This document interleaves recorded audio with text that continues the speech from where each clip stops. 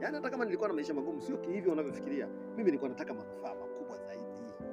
Swala la kula na nini nilikuwa alinipi shida sana, ila nilikuwa nataka mambo makubwa. Basi tukaenda zetu makaburini.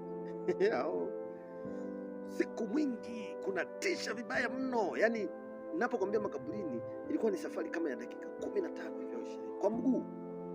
Stori ndogo ndogo nini mpaka tukaingia na watu kiu. Ganga na vibuyu vyake pale, akafika pale akafanya matambiko yake pale na nini. Mwisho wa siku akaniambia sasa muda wa kazi ndio huu hapa. Akachukua bakola akaongea maneno fulani akatandika kaburi moja cha. Yaani kitendo cha kutandika tu sekunde 10 nyingi. Akanyanyuka mzoga. Ifungwa sanda. Akaniambia ifungua sanda hiyo. Nikafungua ile sanda vizuri kwa hofu. Unajua japokuwa ndio nilikuwa kwenye sekta ya ushirikina, lakini kuna vitu vingine viko vinanitia hofu. Nikaifungua ile sanda. Akaniambia sasa toa hiyo maiti yangu. Baada ya kuwa nimeifungua nikabebana nayo. Naibeba mwenyewe, kumbuka. Inanuka vibaya sana, inaonekana mtu alikuwa ameshakufa. Siku zimepita. Inanuka vibaya mno. Sanda yenyewe imeloa, madamu ina wadudu ile. Yaani kwa hiyo hata ni usiku tunatumia tu mganga na tochi kake ananimulikia na tochi pale. Nikabeba ule mzoga. Maana nuka vibaya mno, nikikumbuka ile hali unaweza kutapika. Ai, come on, wadudu funza wale. Nikanyanyua nikaweka pembeni. Sasa alikuwa anamaanisha nini kunifungulisha ile maiti? Mimi sielewi, ilikuwa ni kunijenga, kuniondoa, kunitia sijui ni kuniondoa hofu. Alafu akaniambia lala hapo juu. Nikalala juu ya kaburi lile. Harufu kali mno pale, yani mimi natamani nishike poa, lakini sasa nahofia mganga atanielewaje. Nyosha miguu vizuri, lala kama alivyokuwa amelala yule marehemu.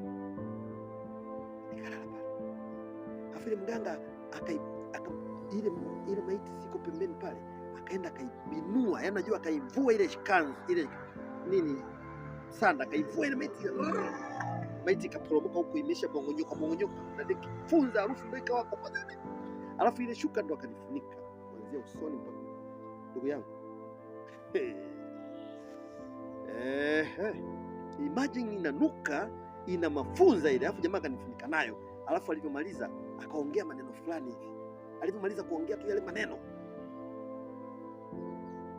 nikasikia nashuka kama kwenye lifti.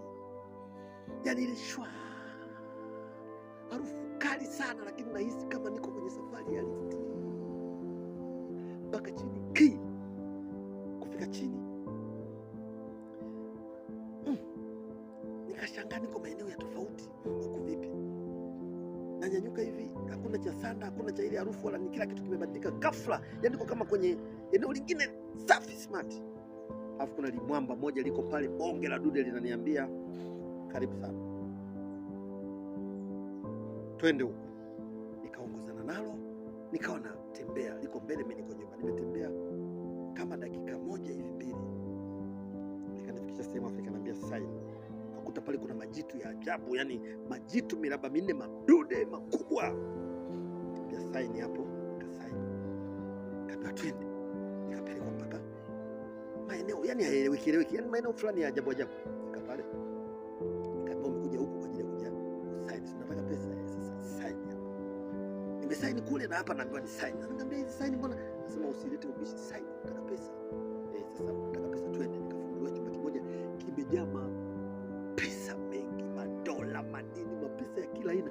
Chumba ambacho ni kama supermarket, yani pesa ya Tanzania, ya Rwanda, ya Burundi, ya Kenya, yani unazurulishwa mle. Nilizurulishwa mle karibu dakika 15 nzima, ni mahela mpaka nikachoka.